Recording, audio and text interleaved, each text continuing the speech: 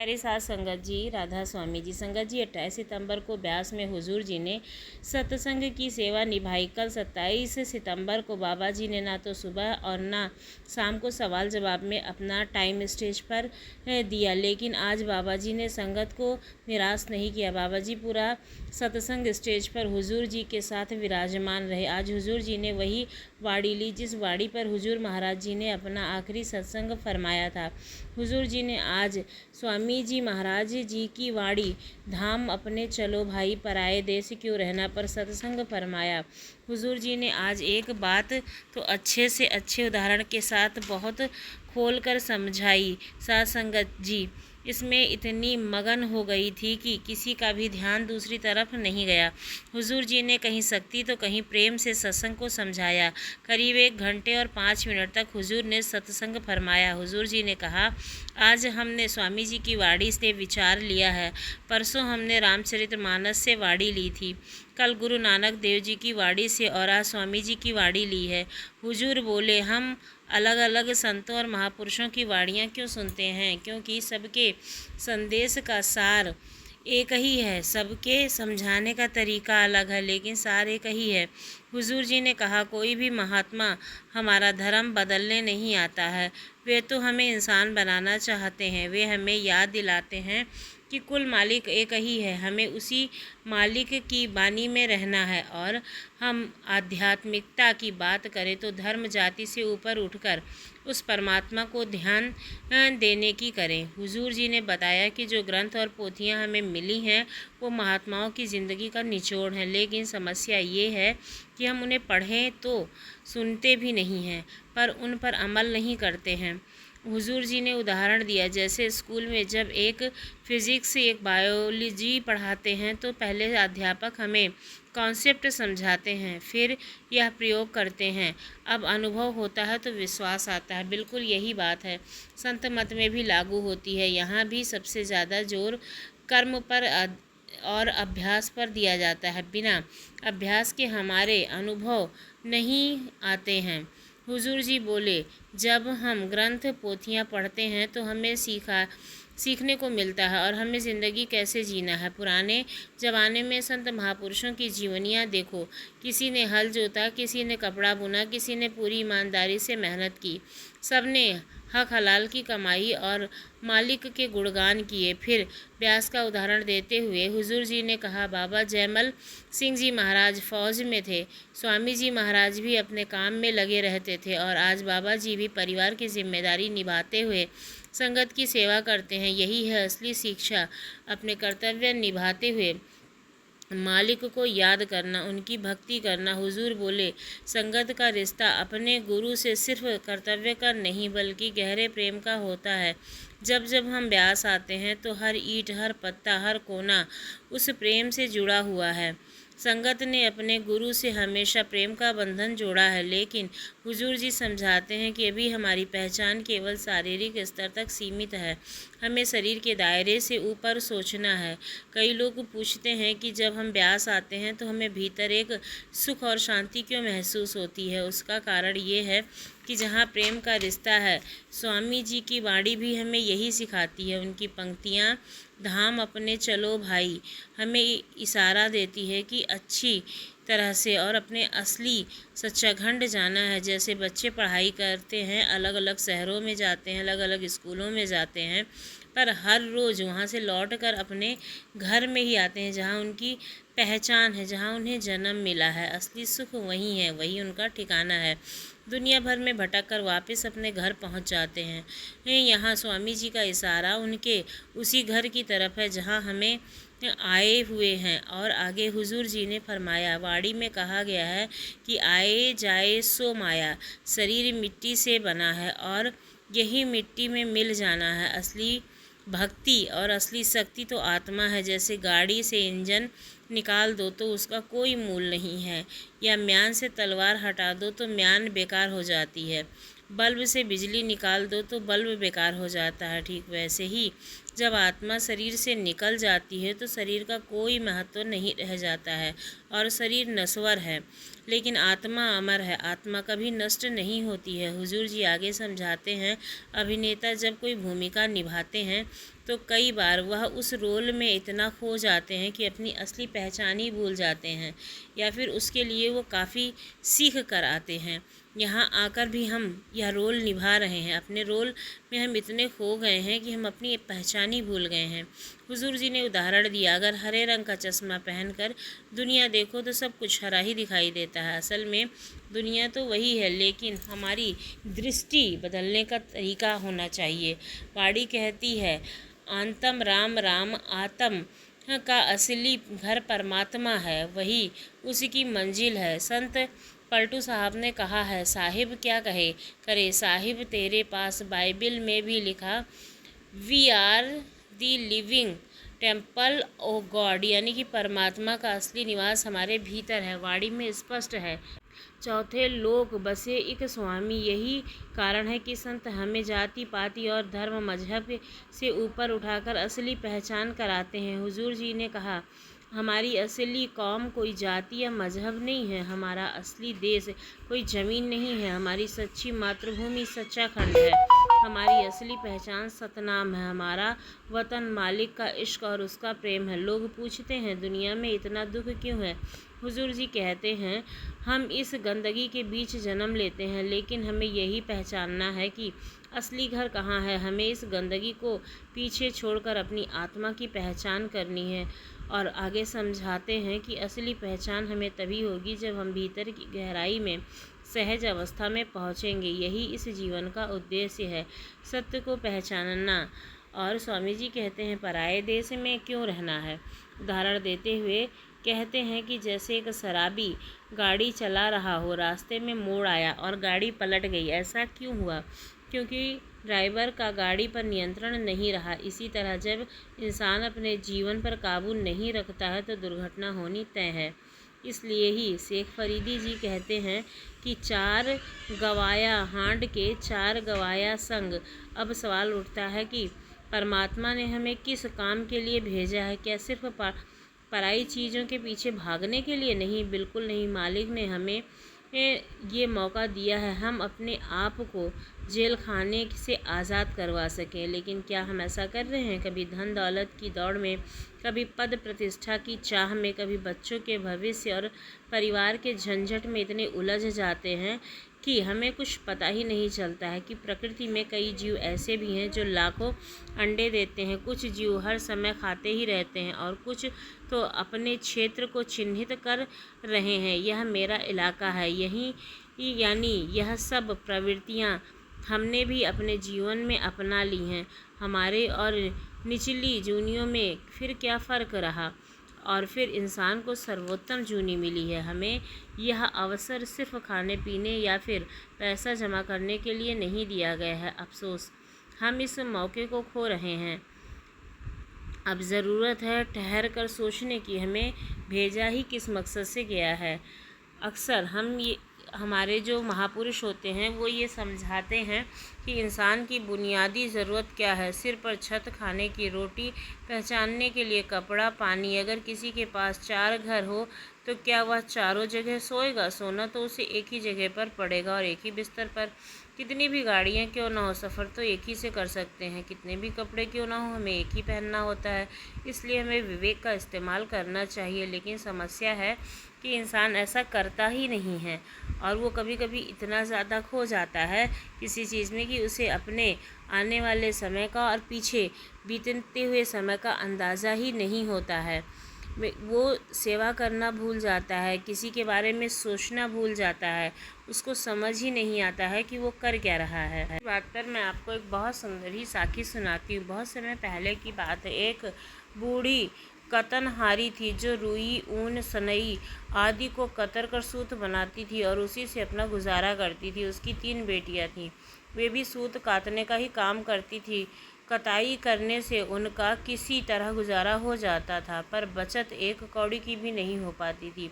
अचानक बूढ़ी माँ बीमार पड़ गई। इलाज के तो पैसे थे नहीं, 3 दिन से तेज बुखार।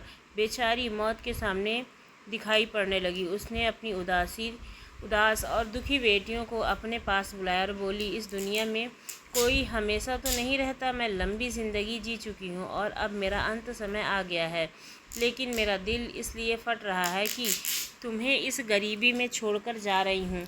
तसल्ली यह है कि तुम तीनों कताई का काम जानती हो और अपना गुजारा कर लोगी। मैं ऊपर जाकर ऊपर वाले से विनती करूँगी कि वह तुम पर कृपा करे।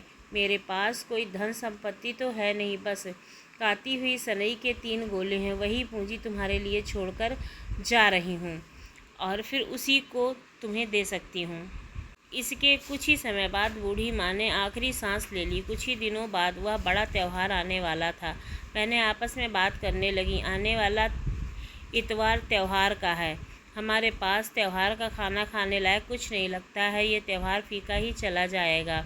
माया जो सबसे बड़ी थी, उसने समझाया कि मैं अपने हिस्से का माँ का दिया हुआ सनई का सूत का गोला बेच दूंगी। मिले हुए पैसों से हम त्यौहार मना लेंगे। अगले दिन माया अपने हिस्से की सनई के सूत का गोला लेकर बाजार गई। सूत बहुत अच्छा था, दाम अच्छे मिले। उसने कुछ खाने और दूध की एक बोतल खरीदी और घर की ओर चल पड़ी। अभी वह बाजार से निकली ही थी कि पीछे से कुत्ता दौड़ता हुआ आया। खाने का थैला उसके हाथ से खींचा, दूध की बोतल गिरकर टूट गई और थैला लेकर वो भाग गया। माया बेचारी इस अचानक हमले से अधमरी सी हो गई थी। किसी तरह हांफते कांपते वह घर पहुंची। यह किस्सा अपनी बहनों को सुनाया। तीनों बहनों को घर में बासी बचा खाना खाकर ही काम चलाना पड़ा। अगले दिन मझली बहन रत्ना ने कहा, आज मैं बाजार जाऊंगी और अपने हिस्से का सूत का गोला बेच दूंगी। देखना आज वह कुत्ता मुझे भी सताने आता है या नहीं। वह बाजार गई, सूत का गोला बेचा और खाने का सामान और दूध की एक बोतल खरीद ली। वह माया से अलग दूसरे रास्ते से घर की ओर लौटी। लेकिन क्या था, एक कुत्ता फिर आया, खाने का थैला छीना, दूध की बोतल गिराकर भाग गया। रत्ना माया से अधिक साहसी थी। वह कुछ दूर तक कुत्ते के पीछे दौड़ी, लेकिन कोई लाभ नहीं हुआ। कुत्ता इतनी तेजी से भागा कि वो थक कर बैठ गई। घर आकर उसने सारा ब्यौरा दोनों बहनों को सुनाया। आज दूसरे दिन भी तीनों बहनों ने बची कुची चूनी चोकर खाकर के दिन बिता दिया। अब सबसे छोटी बहन नैना की बारी थी। कल बाजार जाकर सूत बेचने की बारी। देखना यह है कि क्या मेरे साथ भी वही सब होता है जो तुम दोनों के साथ हुआ। अगली सुबह वह जल्दी से बाजार के लिए निकल गई। उसने अपनी काती हुई सनी का गोला बाजार में बेचा और मिले धन से रसोई का सारा सामान खरीद लिया और एकदम नए रास्ते से घर की ओर चल पड़ी। अभी वह आराम से आगे बढ़ी रही थी, तभी ना जाने कहाँ से शायद वही कुत्ता आया, सामान के थैले पर झपटा और उसे लेकर भाग गया। नैना भी उस पर झपटी और उसे पीछे पीछे दौड़ पड़ी। आखिरकार कुत्ता एक महल के भीतर जाकर गायब हो गया और नैना भी उसका पीछा करती हुई महल के भीतर तक पहुंच गई। वह मन ही मन बुदबुदा रही थी कि कोई यहाँ दिखाई दे तो मैं उसे बताऊं कि उनका कुत्ता 3 दिन से हमारा खाना लेकर भाग रहा है। उन्हें इसका हर्जाना देना होगा। यह कुछ देर इधर उधर तलाश करने लगी कि कोई मिल जाए। इसी चक्कर में वह रसोई में जा पहुंची। वहां चूल्हे पर भोजन पक रहा था। वह तंदूर में आलू भून रही थी। एक पतीली में खुशबूदार खीर और तीसरे बर्तन में अभी कुछ देर पहले खरीदा गया दाल उबल रहा था। अब उसने एक अलमारी खोलकर देखी। उसमें तो 3 रोटियों की ढेरियां भी दिख गईं। वह हैरान सी होकर महल में घूमने लगी। उसे चिड़िया का पुत वहाँ दिखाई न दिया। हाँ, 3 लोगों के बैठने लायक एक खाना खाने की मेज़ ज़रूर रखी थी। यह सब देखकर नैना ने सोचा, हो न हो ये हमारे ही सामान से हम तीनों बहनों के लिए खाना बन रहा है। अगर मेरी दोनों बहनें भी यहाँ होती तो मैं तो तुरंत खाना खाने बैठ जाती। तभी उसने सड़क पर जाती हुई एक गाड़ी की आवाज़ सुनी। खिड़की से झाँक कर देखा तो वहाँ गाड़ीवान को पहचान गई। अब नैना ने गाड़ीवान को आवाज़ देकर रोका और उससे कहा कि वह उनकी बहनों को इस जगह भेज दे। वह वहाँ एक दावत में उनका इंतज़ार कर रही है। कुछ देर बाद जब उन दोनों की बहनें आ गई तब नैना ने उन्हें सारा घटनाक्रम सिलसिलेवार सुना दिया। फिर बोली, चलो हम खाना खाते हैं। अगर घर वाले आ गए तो हम उन्हें बता देंगे कि यह सारा भोजन तो हमारी ही सामग्री से बना है, इसलिए हम खा रहे हैं। दोनों बड़ी बहनें माया और रत्ना पहले तो झिझकी, क्योंकि वे नैना जितनी हिम्मती और बहादुर नहीं थी, लेकिन वह दोनों भी अब तक भूख से व्याकुल हो चुकी थी, सो खाना खाने बैठ गईं। जब अंधेरा छाने लगा तब उन्होंने देखा कि खिड़कियां अपने आप बंद हो गईं और घर के चिराग भी जल उठे। अभी वे इस बात पर अचरज कर ही रही थी कि उनके सामने भोजन से सजी थालियां आ गईं। राजसी भोजन देखकर नैना बहादुरी से बोली, उठो, जो लोग हमारी सेवा कर रहे हैं उनका धन्यवाद करते हैं, भोजन कराने वालों का आभार मानते हैं। आओ बहनों, अब हम खाना खाते हैं। इतना कहकर उसने एक थाली अपनी ओर खिसका ली और खाना शुरू कर दिया। दोनों बड़ी बहनें डर से अधमरी हो रही थीं। उनसे खाना निगला ही नहीं जा रहा था। बस वे चारों ओर निगाहें दौड़ा रही थी कि कहीं से कोई भूत या फिर डायन न निकल आए। लेकिन नैना आनंद से खा रही थी। उसने अपनी बहनों को समझाने की कोशिश की, अगर कोई हमें खाना ना खाने देना चाहता तो खाना बनाता ही क्यों और मेज़ पर सजाता ही क्यों, और भला चिराग भी क्यों जलते। यहाँ और कोई है ही नहीं। जब पेट भर खा लिया तो उन्हें नींद आने लगी। नैना पूरे घर में तब तक घूमती रही जब तक उसे ऊपर से एक सोने के कमरे में लगे बिस्तर दिखाई नहीं पड़े। वहाँ साफ सुथरे 3 बिस्तर देखकर नैना बोली, बहनों चलो अब हम सो जाते हैं। नहीं, दोनों बड़ी बहनें भयभीत स्वर से बोली, हम घर जाएंगे, यहाँ हमें डर लग रहा है।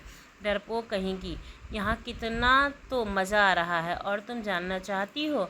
मैं तो सोने जा रही हूँ, जिसे जाना हो वो जाए, नैना ने कहा। जैसे ही नैना सोने की तैयारी करने लगी कि सीढ़ियों के नीचे से आती आवाज़ उसे सुनाई दी, नैना आओ, मुझे राह दिखाओ, मेरा बेड़ा पार लगाओ। दोनों बहनें सकते में आ गईं। हे भगवान, यह क्या हो रहा है। नैना कहीं मत जाना, मैं तो जाऊंगी। नैना ने एक चिराग अपने हाथ से उठाया और सीढ़ियों के नीचे आ गई। अब उसने खुद को एक बड़े कमरे में पाया जहाँ एक रानी जैसी लगने वाली स्त्री जंजीरों में जकड़ी हुई थी। उसने मुंह, नाक, कान से लपटें निकल रही थीं। सुनो नैना, उस स्त्री ने आग की लपटों के बीच से कहा, क्या तुम खजाना पाना चाहती हो। हाँ, नैना झट से बोल उठी। तब तुम्हारी बहनों को भी इस काम में तुम्हारी मदद करनी होगी। अकेले तुमसे यह काम नहीं हो पाएगा। मैं उनसे मदद ज़रूर लूँगी। नैना बोली, तुम्हें कई खतरनाक काम करने होंगे। अगर ऐसा करते समय तुम तनिक भी डर गई तो तुम सब की मौत पक्की है। स्त्री ने कहा, मैं समझ गई हूँ, उन्हें किसी तरह मना लूँगी। नैना विश्वासपूर्ण स्वर से बोली, तब ठीक है, अब ध्यान से सुनो। वह उधर 3 बक्से एक कतार में देख रही हो ना, वे राजसी कपड़े गहने से भरे हैं। मैं किसी समय चंद्रनगर की रानी थी, वे सब मेरी ही चीज़ हैं। मैं इस नगर में युवा राजा से प्रेम कर बैठी और उनके प्रेम में पागल हो गई, लेकिन वह दुष्ट और धोखेबाज निकला। उसी के कारण आज मैं नर्क की ज्वाला में जल रही हूँ। मुझे इस आग में झोंक कर वह दूसरी स्त्री से विवाह करके चला गया, लेकिन मैं उसे अपने साथ ही नर्क की आग में जलते देखना चाहती हूँ। उसे भी अपने कर्मों का फल मिलना ही चाहिए, तभी सच्चा न्याय होगा। कल तुम मेरे बक्सों से निकाल कर गहने कपड़े पहनना, राजसी श्रृंगार करना, फिर एक गीतों की किताब लेकर छत पर चली जाना, वहाँ किताब को पढ़ना।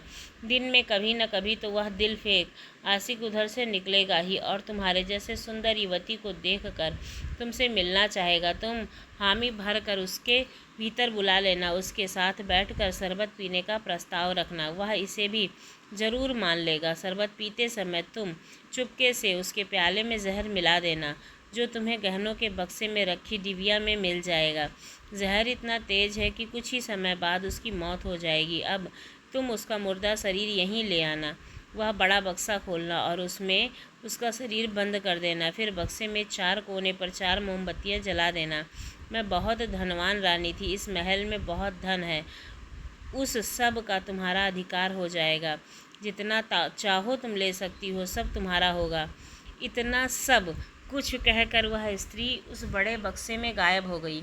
नैना ऊपर आई और माया और रत्ना को सारी कहानी सुनाई और बोली, तुम दोनों कसम खाओ कि मेरी मदद करोगी। अगर नहीं किया तो भगवान तुम्हें कभी माफ़ नहीं करेंगे। तुम दोनों को ईश्वर की शपथ है।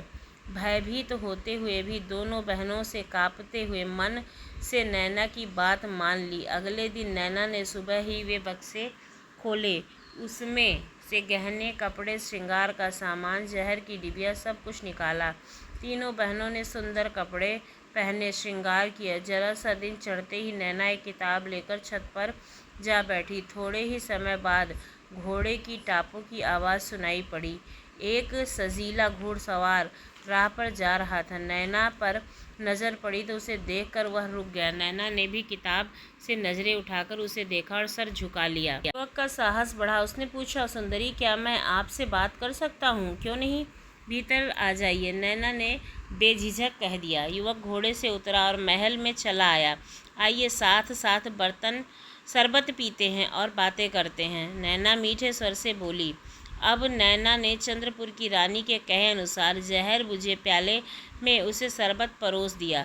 2-3 घूंट लेने के बाद ही युवक की मौत की नींद हो गया। अब नैना ने अपनी बहनों को बुलाया उसको नीचे ले चलने के लिए, लेकिन उन्होंने इनकार कर दिया। लेकिन नैना ने बहादुरी से कहा, अगर तुम मेरे साथ नहीं चलोगी तो मैं तुम्हें भी मार दूंगी। अपनी जान बचाने के लिए वे नैना का साथ देने लगी। नैना ने 100 का सर बालों से पकड़ा और बहनों ने दोनों टांगे वे उसे नीचे लाईं और बड़े बक्से में पटक दिया। नैना ने फिर उसे धमकाया, अगर बीच में छोड़कर गईं तो मैं तुम दोनों की अच्छी खबर लूँगी। बहनें समझ गई थी कि नैना की बात टालने का क्या फल मिलेगा। बड़ा बक्सा खोला गया। उसमें चंद्रपुर की रानी लपटों के सिंहासन पर बैठी थी। उसने युवक का हाथ पकड़कर 100 को अपनी गोदी में रख लिया और कहा, पापी प्रेमी, आओ मेरे साथ, अब मुझे छोड़कर तुम कहीं नहीं जा सकते हो। रानी ने चुप होते ही बक्सा भड़का और अचानक से बंद हो गया, जाने कहाँ गायब हो गया। यह सब देखकर दोनों बहनें माया और रत्ना बेहोश हो गईं। नैना ने उनके मुख पर पानी छिड़का, गाल थपथपाकर उन्हें होश में लाने की कोशिश की। तीनों बहनों ने महल में घूम घूमकर बहुत सारा धन इकट्ठा किया और आनंद से उसी महल में रानियों की तरह रहने लगीं। समय आने पर तीनों ने विवाह किया। साहसी नैना ने अपनी और अपने साथ अपनी दोनों बहनों की ज़िंदगी संवार दी थी। इस तरह तीनों बहनों का जीवन अचानक बदल गया।